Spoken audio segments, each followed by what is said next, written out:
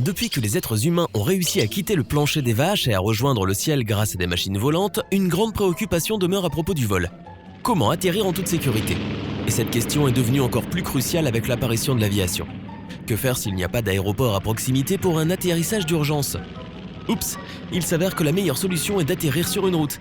Mais seuls quelques pilotes très entraînés peuvent réussir une telle prouesse. Et seuls les meilleurs peuvent gérer des cas encore plus extrêmes.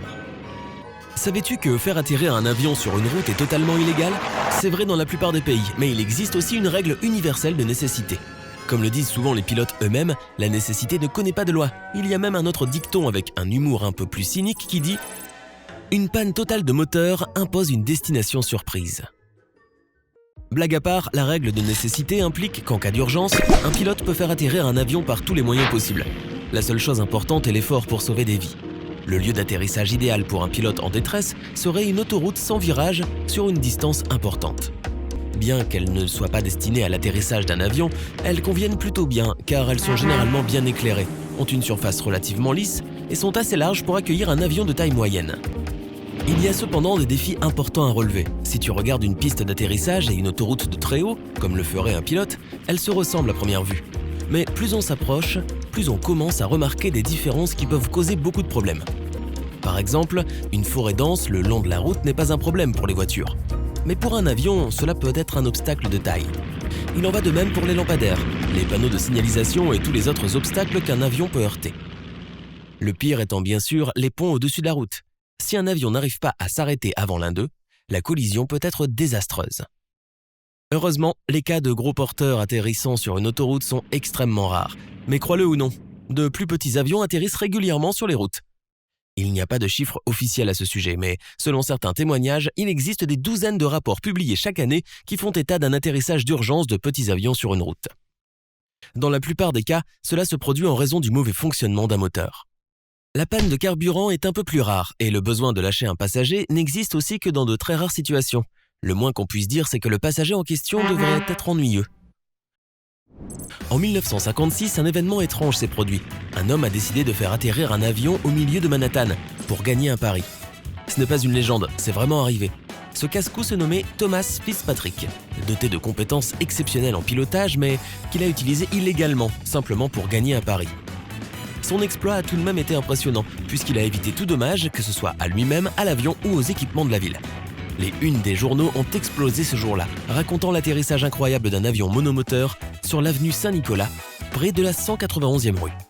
Mais si tu penses que Thomas Fitz s'est laissé intimider par l'amende qu'il a reçue et que son atterrissage miraculeux était un coup de chance, alors tu sous-estimes la nature aventureuse de certaines personnes et ce qui peut arriver si elles se combinent avec une aptitude unique. Cet excellent pilote et tristement célèbre fauteur de troubles a fait exactement la même chose 2 ans plus tard pour prouver qu'il en était toujours capable. Et encore une fois, sans faire de mal à personne. Mais après avoir prouvé sa valeur une 2e fois, il a décidé de ne plus voler. Qui sait si c'était pour le meilleur ou pour le pire. Certains pourraient dire que nous vivons à une époque moins aventureuse aujourd'hui. Il est vrai que de nos jours, personne ne se risquerait à atterrir sur une route sans une très bonne raison. Ce qu'avait très certainement un pilote d'avion monomoteur nommé le Piper Malibu quand il a décidé d'atterrir sur la route d'Iron Springs à Prescott, Arizona. Pour s'en convaincre, il suffit de regarder l'état dans lequel s'est retrouvé l'avion à la fin de ce voyage. Il était couché à l'envers, écrasé, et il lui manquait ses ailes. Mais ne t'inquiète pas, miraculeusement, aucune des 3 personnes à bord n'a été blessée. L'avion tentait de rejoindre l'aéroport de Prescott, mais il a manqué de carburant, si bien qu'il a dû trouver un autre endroit vers lequel planer. Au cours de l'atterrissage, une des ailes de l'avion s'est fracassée contre un lampadaire. Le pilote a perdu le contrôle de l'appareil immédiatement après et le Malibu Piper s'est retourné et a basculé sur son toit. Heureusement, les secours se précipitaient déjà sur les lieux puisque l'aéroport de Prescott les avait informés d'un possible accident. Comme le disent aussi les pilotes, tout atterrissage dont on peut sortir indemne est un bon atterrissage. Quoi qu'il en soit, tout s'est bien terminé, sauf pour le petit avion. D'autres pilotes en détresse ont pu non seulement s'en sortir sains et saufs, mais aussi épargner leur avion. Un petit miracle s'est notamment produit en 2018 en Californie. Imagine que tu vas à la plage un week-end. Tu es coincé dans les embouteillages, mais tu te détends en te disant que c'est la pire chose qui va se produire ce jour-là et que ce n'est pas si grave. Puis soudain, un avion arrive juste devant toi. C'est exactement ce qui s'est passé. Un avion a atterri en plein milieu de Huntington Beach. Le plus grand défi pour le pilote était que la route était bordée de câbles électriques. Une seule petite erreur et tout un pâté de maison perdrait son énergie, sans compter que les conséquences pour l'avion auraient été bien pires. Se glisser entre les câbles et atterrir sans heurter une seule voiture sur la route, c'est ce qu'on appelle un atterrissage réussi. Mais comment les pilotes font-ils ? Apparemment, il y a un secret et il est simple sans être évident. Le truc, c'est qu'à l'atterrissage, un avion relativement petit atteint une vitesse qui n'est que de 30 km/h plus rapide que la vitesse de la circulation sur une route assez large, telle qu'une autoroute. La plupart du temps, les conducteurs ont suffisamment de temps pour réagir et se dégager, même pour les invités les plus inattendus comme les avions. C'est pourquoi les cas où des voitures sont heurtées lors d'un atterrissage sur la route sont assez rares. Les pilotes ne choisiront d'ailleurs jamais d'atterrir à contresens, ce serait bien trop dangereux.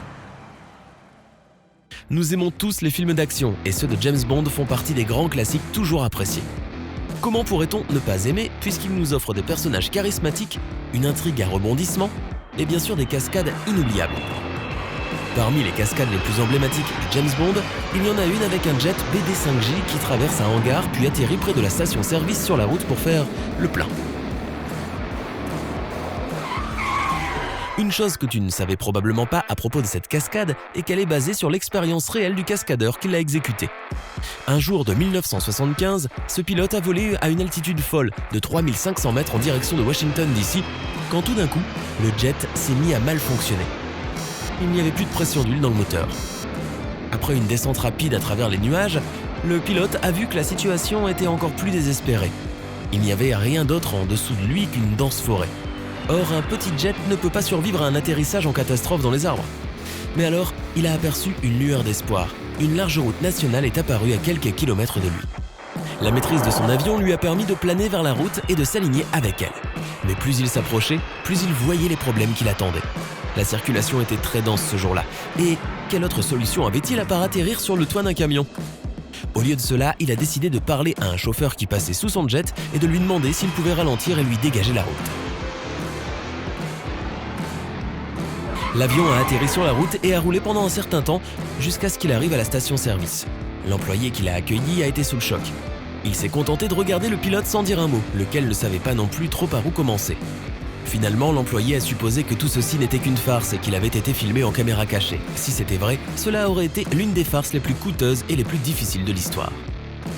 Heureusement, cet avion était entre les mains d'un professionnel de haut niveau. Et il vaut mieux ne pas essayer de penser à toutes les choses qui auraient pu mal tourner. Si tu devais faire l'expérience d'un atterrissage d'urgence, quel endroit choisirais-tu ? Plutôt une route ou un champ ? Lequel est le plus effrayant à ton avis ? Réponds-nous dans les commentaires. Si tu as appris quelque chose de nouveau aujourd'hui, mets un like à cette vidéo et partage-la avec tes amis. Et nous avons aussi plus de 2000 vidéos que tu vas sûrement apprécier.